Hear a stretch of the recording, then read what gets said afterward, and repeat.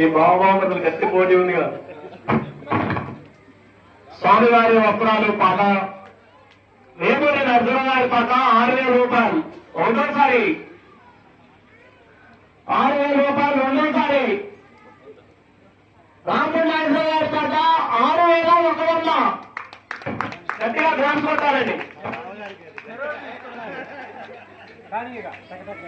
రాంపూర్ నాగేశ్వర గారి పాట 6,100. రాంపూర్ నాగేశ్వర గారి పాట 6,100 రెండోసారి. రాంపూర్ నాగేశ్వర గారి పాట 6,100 మూడోసారి. ధన్యవాదాలు రాంపూర్ నాగేశ్వర గారు.